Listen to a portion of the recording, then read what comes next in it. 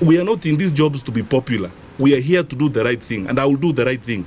We must sort this thing out. Honorable members, hapa lazima tukubaliane. We have to sort this thing out.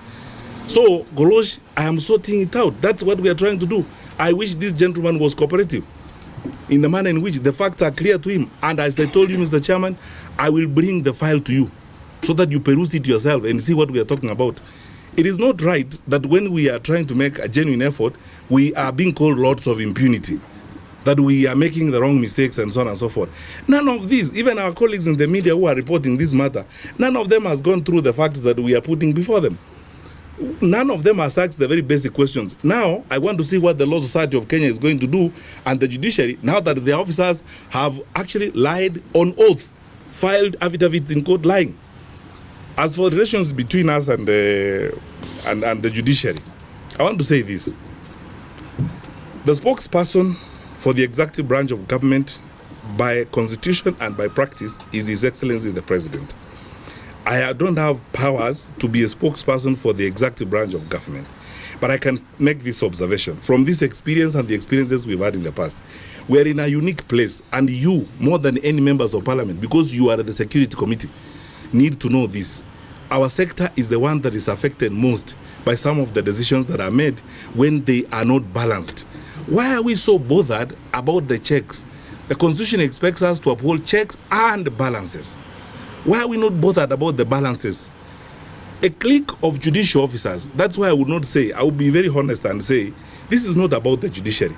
It is about a clique of judicial officers who have gotten into an unholy relationship with a clique of activist lawyers and oppositionist civil society people, with the intention of humiliating the government, stalling the government, embarrassing the government, and making it impossible for the government to perform. I want to give you data. You tell me yourselves as members of parliament. When I came here before, I told you, on the crackdown on illegal machines, gambling, you are the ones who represent the people of Kenya and the children of Kenya. You know what this nonsense has done to our children in the villages. I have over 26 court orders, served all over the place. No judge, no magistrate is calm enough to say, go serve PS Kibicho, come before me, so that you argue your case. On crackdown on illicit brews, I don't know how many court orders. I've stopped the count. Served on county commissioners, regional commissioners, chiefs, everybody. You can actually sell poison in this country because all you need is to go to court and get a court order and put it on your door and sell poison in this country. And no one says, go serve the PS, let us listen, let us hear the two of you so that we understand what the truth is. That's what I'm saying. It's a clique of judicial officers. It's not about the judiciary. Our judiciary has got some of the finest people in the country. There's a clique in the judiciary that has been captured by a group of people in civil society and a clique of activist lawyers. And they are riding roughshod. Have you wondered, members of parliament, because you have the burden of leadership, have you wondered, in the last 3 years, one civil society activist in Kenya has obtained nearly 30 court orders, ex parte, 30 court orders, ex parte, from the court. He walks in, he gets an order, comes out. He walks in, he gets an order, comes out. In fact, he could even walk in today and say he wants an order so that all cabinet secretaries commit suicide. You'll get the order. He walks in, gets an order, comes out. What does that say about our judicial system? Last Wednesday, the whole day, the Attorney General spent time begging for one thing, to be heard. If we had been heard by that judicial officer, they would have been told what we are telling you. Mr. Miguna is on the air side. He is not in the custody of Boynet. Boynet cannot produce him because he doesn't have him. The director of immigration would have said, this guy is not held. This would have been said. Then the judicial officer proceeds to make a 36-page ruling. Just ask yourself, a 36-page ruling in 20 minutes, even if you are a paragon. Isn't that evidence that there's collusion going on elsewhere and things are being brought to the judicial system to try and stall this? And then he says, when the judicial officer orders that we go to court, he says, let them come, but I will not hear them. What does that mean? Where do you want us? You want us for humiliation parade so that you can drag us by the collar through the street of public opinion. It's not an interest to resolve issues. How can you be condemned and heard? As I told you, this is not a story. Somebody should show me, this is the affidavit of service that shows that you were served a court order. This is what's happening. There is an evil clique of judicial officers working with activist lawyers and elements in the civil society who are determined to make sure that the executive branch does not function. And they will issue order after order after order after order. You cannot move. And you know, look, you are the security committee.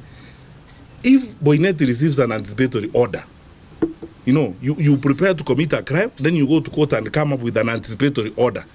We are hearing it's an invention in Kenya's judicial system, an anticipatory order. So you can't be arrested. So you go, get the order, and arrive here, and go and break into Honorable Mujiri's house. You have an order. You anticipated that you're going to make a mistake. You cannot be arrested. And let me tell you, at a personal level, and this should be on the record, I am in Parliament. I witnessed this when I was in the Ministry of Education. Until Justice Mumbi Ngugi saved us in the education sector, we had about 30-something court orders served left, right, and center. You can't have a school board, you can't have what? On the basis of a letter, honorable members, a letter, a piece of paper that was signed by the late Mutula Kilonzo, given to an individual who purported to represent all parents. And he walked around the country collecting money. He has orders in Machakos, orders in Kakamega, orders wherever, Garissa, nothing moves. So, I don't know what you can do, and I can't prescribe, because you are as much government as we are. We are equal, we are at bar. So I can't direct you, I can't command Parliament, I can't do anything. All I can do as a member of the executive branch is present the reality and inform you as it is. And you, more than anyone else in the security sector, to look into this and see how best this will facilitate or inhibit the management of security in the country. Because if you give an anticipatory order to a criminal, Boynet is not going to arrest the criminal. And if you follow, those anticipatory orders are being given by a certain clique of judicial officers. Not all judges who do them. It's a certain group of judicial officers, and the lawyers who go to them, you can count them, and the civil society activists involved, you can count them. It's a collusion. It's a group of people who collude and do this kind of thing. When you listen, because a judge asked me from the Commonwealth last week, a judge rang me up when this was playing up. He's a friend of mine who knows me. He's a judge from a Commonwealth country. Asked me a question I couldn't answer. Asked me, when Justice Roslyn Abrili received this application that your guy is held at the airport, was the world going to come to an end if she said, serve the director of immigration and come before me tomorrow? Was the world going to come to an end? Because that way, the director of immigration would have explained what was going on. One, we can't arrest this guy, he's on the air side. Two, he's not in our custody, so we can't produce him. Three, receive a report from us. You should see the comments of the Kenya National Human Rights Commission, which have not been heard and have not been received in court. So you have one order issued on top of another order and so on and so forth. And it's like a race within this clique of judicial officers. It's like a race on who can humiliate the executive more, who can embarrass the executive more. The more you can injunct the executive, the more you can stall the executive, the higher the officials you can embarrass, the more heroic you become. That's all I can say on that point. And lastly, the point is this, honorable members. I'm not able to comment on what Honorable Tuchu said because I didn't see the full program. So I didn't understand the full context in which he said what he said. So it would be unfair, and again is the principle of collective responsibility, to comment on a reported matter. I would need to see the whole thing so that I'm able to respond to that issue. And then lastly, the issue of going public.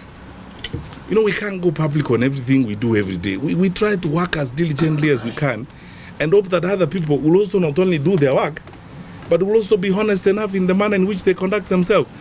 Tell me one thing, honorable members as leaders, why wouldn't you want to hear the government? Why on earth wouldn't you want to hear the government on a weighty matter like this? You make final orders, and when the Attorney General comes before you, you say you don't want to hear the Attorney General. When the Attorney General begs and says the Minister and the Inspector General are at the GSU parade, you say the GSU parade is not that important. When they say they have not been served, you say, I've been on TV the whole morning. I was expected to be watching TV at the GSU parade so that I know what has happened.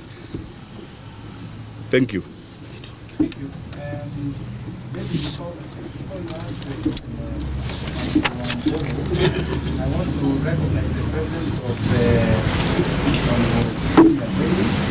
and then we have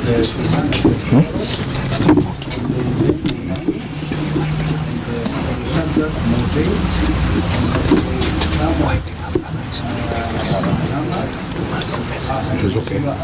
You see now, I'm going down. this time we'll go down. But I think we made the point. We've said enough. Yeah, that's it. Is this question of renouncing? Does it mean physically? Whether it means speaking the documents back? Renouncing. You will respond to that. Before that, before one question which was supposed to be asked by the PS immigration. Renouncing. Yes. And what the CS has explained, passport orders, which the state government are hosting, the side down the government, not the hosting, and they are not good for the country. They really hold back the country.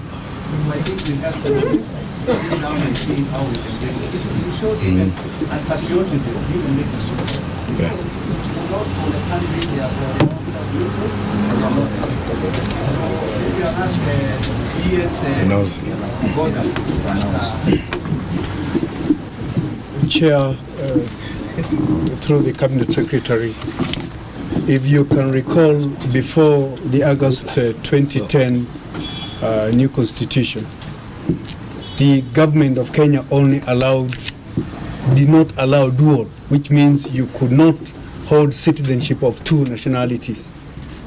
It was therefore deemed that anybody who had acquired citizenship of another country at that time when dual was not allowed, it does not mean that he lost his birthright, but at that stage he was deemed to have actually gained the citizenship of the other country but lost the other one.